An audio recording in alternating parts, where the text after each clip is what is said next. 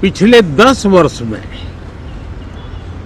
जो पानी का भंडार हुआ है इस बार, वो करीब करीब 3 गुना हुआ है, जिसका आने वाले दिनों में भी देश के अर्थतंत्र को बहुत लाभ होगा।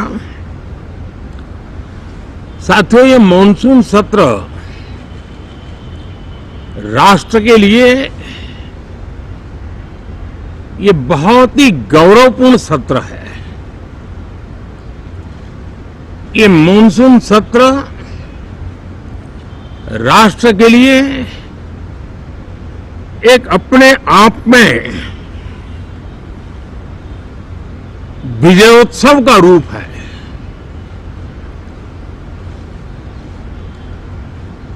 और जब मैं कहता हूं कि सत्र राष्ट्र गौरव और विजयोत्सव का सत्र है, तो सबसे पहले तो मैं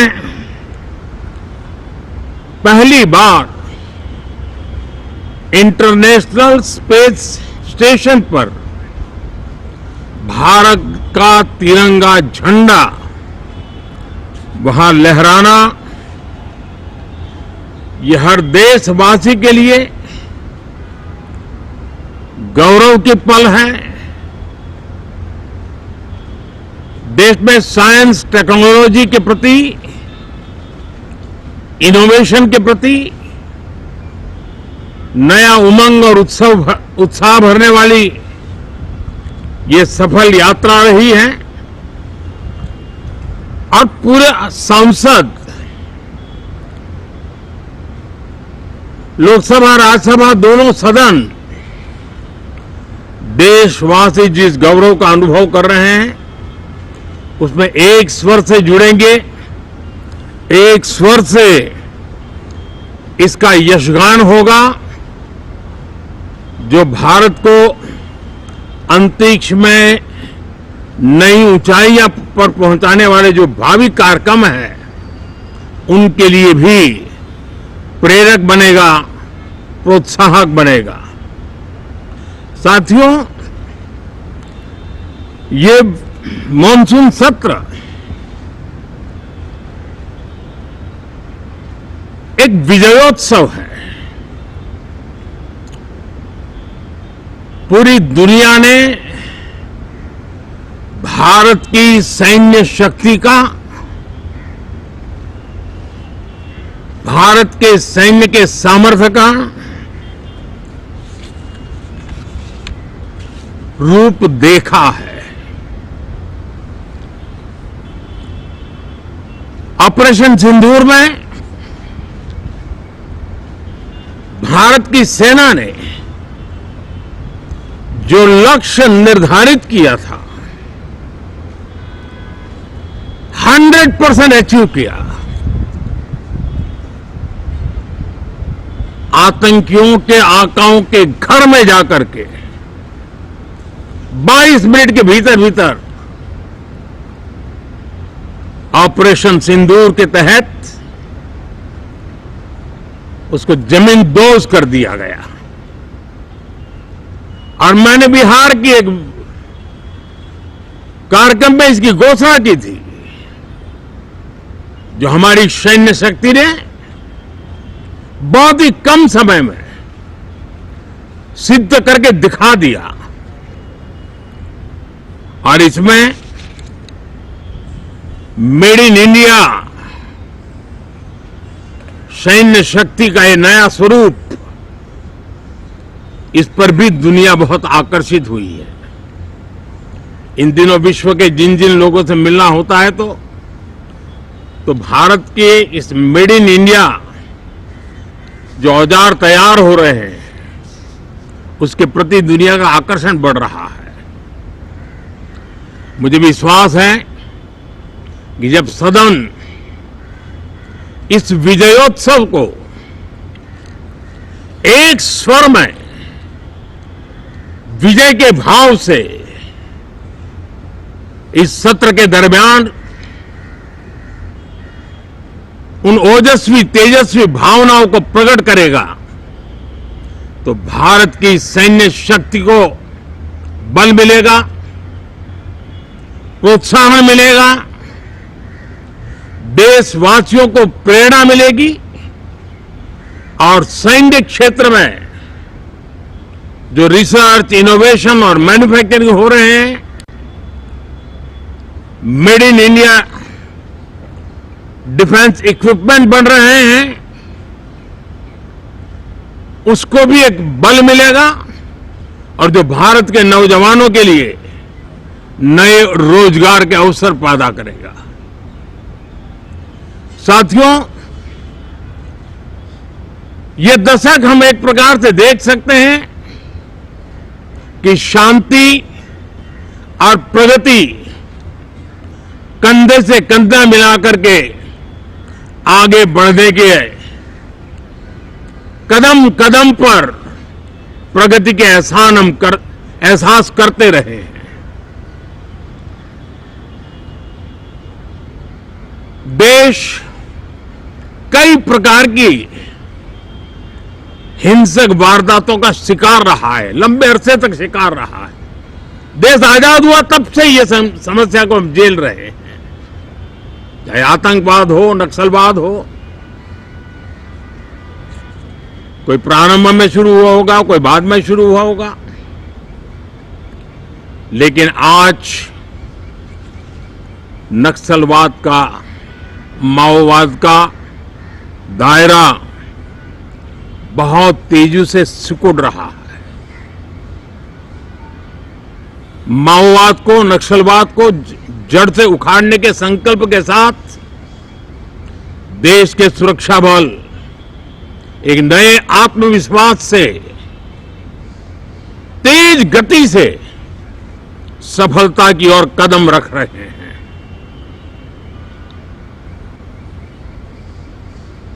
और मैं गर्व से कह सकता हूं,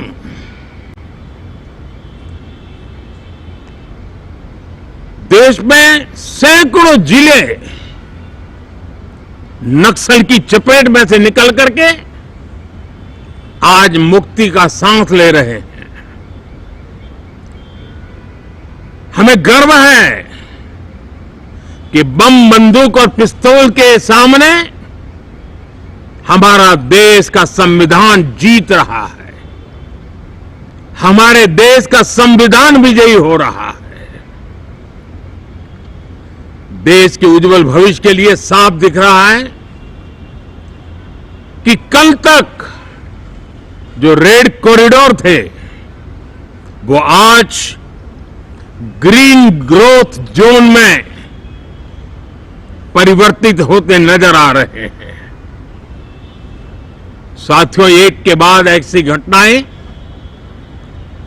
देशभक्ति के लिए, देश की भलाई के लिए संसद में पहुंचे हुए हर माननीय सांसद के लिए गौरव का पल है। और संसद के इस सत्र में ये गौरव गान पूरा देश सुनेगा, हर सांसद से सुनेगा, हर दल से सुनेगा। साथियों, आर्थिक क्षेत्र में भी जब 2014 में आप सबने हमें जिम्मेवारी दी, देश फ्रेजाइल 5 की अवस्था से गुजर रहा था। 2014 के पहले वैश्विक अर्थव्यवस्था में हम 10वें नंबर पर थे और आज भारत तेज गति से दुनिया की तीसरे नंबर की अर्थव्यवस्था बनने की दिशा में आगे बढ़ रहा है, दरवाजे पर दस्तक दे रहा है। इन दिनों 25 करोड़ गरीबों का गरीबी से बाहर निकलना, जिसको विश्व की अनेक संस्थाएं सराहना कर रही है। देश में एक जमाना था 2014 के पहले जब महंगाई का दर, इन्फ्लेशन रेट डबल डिजिट में हुआ करता था। आज 2% के आसपास आकर के देश के सामान्य मानव के जीवन में राहत बन गया है, सुविधा बन गया है। लो इन्फ्लेशन के सामने हाई ग्रोथ एक अच्छे विकास यात्रा की दिशा है। साथियों, डिजिटल इंडिया, यूपीआई आज भारत के एक नए सामर्थ्य को दुनिया देख रही है, पहचान रही है और ज्यादातर देश में उसके प्रति एक आकर्षण पैदा हो रहा है। यूपीआई ने फिनटेक की दुनिया में अपने एक नाम कमाया है। रियल टाइम डिजिटल ट्रांजैक्शन दुनिया में सबसे ज्यादा हो रहे हैं। दुनिया में जितने हो रहे हैं, अकेले भारत में उससे ज्यादा हो रहे हैं। साथियों, पिछले दिनों इंटरनेशनल लेबर ऑर्गेनाइजेशन का एक वैश्विक समागम था और उसमें भारत ने बहुत बड़ी ऊंचाई प्राप्त की है। आईएलओ का कहना है कि 90 करोड़ से ज्यादा लोग भारत में अब सोशल सिक्योरिटी के दायरे में हैं। ये अपने आप में एक बहुत बड़ा अचीवमेंट है। उसी प्रकार से वैश्विक संस्था WHO ने ये कहा है कि भारत अब आंख की जो बीमारी आमतौर पर बारिश के सीजन में ज्यादा देखी जाती थी, ट्रैकोमा, अब भारत को WHO ने ट्रैकोमा फ्री घोषित किया है। तो आरोग्य के क्षेत्र में भी ये अपने आप में एक महत्वपूर्ण भारत के लिए सिद्धि है। साथियों, पहलगाम की क्रूर अत्याचार, नरसंहार, पूरी दुनिया चौंक उठी थी। आतंकवादी और आतंकवादी के आके दुनिया का ध्यान उनकी तरफ केंद्रित हुआ था और उस समय दल हित छोड़ करके देश हित में हमारे ज्यादातर दलों के प्रतिनिधि, ज्यादातर राज्यों के प्रतिनिधि विश्व भ्रमण किया, दुनिया के अनेक देशों में गए और एक स्वर से दुनिया के सामने आतंकवादियों का आका पाकिस्तान को बेनकाब करने का एक बहुत सफल अभियान चलाया। मैं आज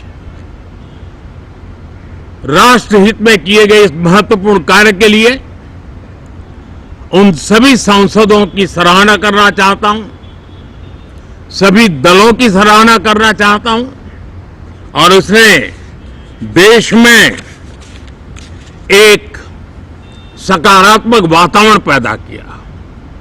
विश्व ने भारत की बात को स्वीकार करने की दिशा में अपने मन के द्वार खोले और इसके लिए ये हमारे सांसदगण, हमारे राजनीतिक दल सराहना करने के मेरे लिए सौभाग्य है। साथियों,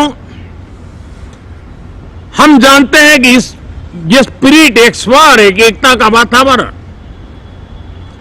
देश को कितना उत्साह से भर देता है। विजयोत्सव का ये पर्व इस मॉनसून सत्र में भी उसी भाव से प्रकट होगा। देश की सैन्य शक्ति को सराहना करेगा, देश के सामर्थ्य का गौरवगान करेगा और देश के 140 करोड़ नागरिकों को नई प्रेरणा का कारण बनेगा। मुझे विश्वास है कि हम सब मिलकर के डिफेंस के क्षेत्र में आत्मनिर्भर होने के इन प्रयासों को बल दें, सेना के सामर्थ्य की सराहना करें। और मैं आज देशवासियों के सामने जरूर कहूंगा और देश के राजनीतिक दलों से भी कहूंगा कि देश ने एकता की ताकत देखी है, एक स्वर का सामर्थ्य क्या होता है देखा है। तो सदन में से भी सभी माननीय सांसद उसको बल दें, उसको आगे बढ़ाएं। और मैं जरूर कहूंगा, राजनीतिक दल अलग अलग है, हर एक का अपना एक एजेंडा है, अपनी एक भूमिका है, लेकिन मैं इस वास्तविकता को स्वीकार करता हूं कि दल हित में मत भले न मिले, लेकिन देश हित में मन जरूर मिले। इसी एक भावना के साथ इस मानसून सत्र से देश के विकास यात्रा को बल देने वाले, देश की प्रगति को बल देने वाले, देश के नागरिकों को सामर्थ्य देने वाले अनेक विधेयक प्रस्तावित हैं। सदन विस्तृत चर्चा करके उसको भी पारित करेगा। मेरी सभी माननीय सांसदों से उत्तम डिबेट चलाने के लिए शुभकामनाएं हैं। बहुत बहुत धन्यवाद।